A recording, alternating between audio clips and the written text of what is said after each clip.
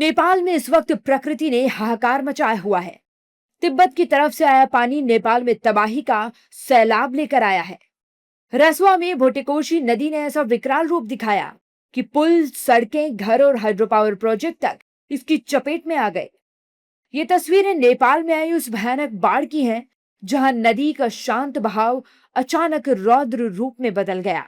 नेपाल में प्राकृतिक प्रलय, तिब्बत की तरफ से आया तेज पानी, भोटेकोशी नदी में अचानक उफान, रसुआ में भारी तबाही, घर, सड़क और पुलों को नुकसान।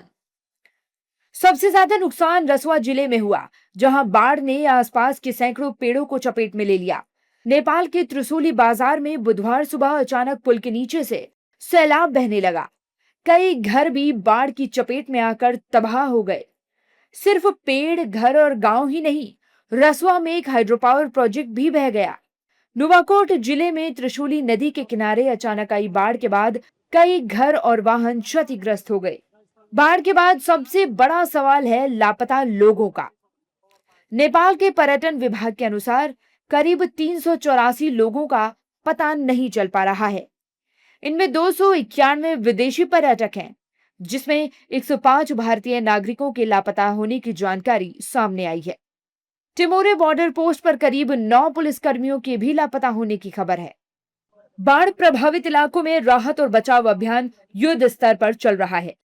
रेस्क्यू टीमों ने अब तक 25 लोगों को बचा लिया है। राहत और बचाव अभियान में 14 हेलीकॉप्टर लगाए गए हैं। लापता लोगों की तलाश और प्रभावित इलाकों में फंसे लोगों को सुरक्षित निकालने का काम जारी है। नेपाल की इस तबाही ने भारत की चिंता भी बढ़ा दी है। इसे देखते हुए बिहार में भी 8 जिलों में अलर्ट जारी किया गया है। इनमें पश्चिमी चंपारण, पूर्वी चंपारण, गोपालगंज, सारण, मुजफ्फरपुर, वैशाली, सीतामढ़ी और शिवहर शामिल हैं।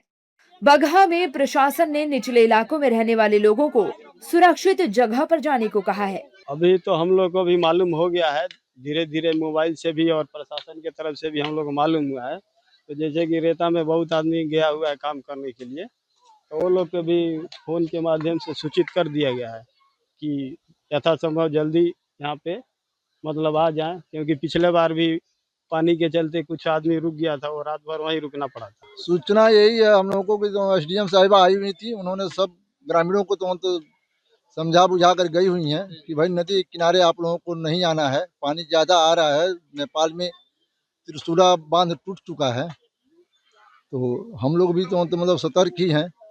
पानी का क्या है, रफ्तार बढ़ा हुआ है पहले ना, अभी तो हल्का फुल्का बढ़ा है। अभी कहाँ जाइए सो कहाँ जाइए, गंगा जी ये करतरी तो गंगा जी के बनवावे लोग ठोकर बढ़ी मजबूत मजबूत बनाई तब न लोग रही। अब एक गो ठोकर बनाइल बा बीरा भार आ ये जब पनिया बनाइल बा जे जुमू से नहीं का खाता ई ठोकर कैसन बनले बा लोग भागे भागे भइल बा। नेपाल में आई ये बाढ़ सिर्फ पानी का उफान नहीं, बल्कि तबाही की ऐसी लहर है जिसने देखते ही देखते जिंदगी की रफ्तार रोक दी। जहां कभी सड़कें थी, वहां अब मलबा है। जहां घर थे, वहां सिर्फ निशान बचे हैं। और जहां सैकड़ों पर्यटक घूमने पहुंचे थे, वहां अब अपनों की रेस्क्यू टीमें तलाश कर रही हैं।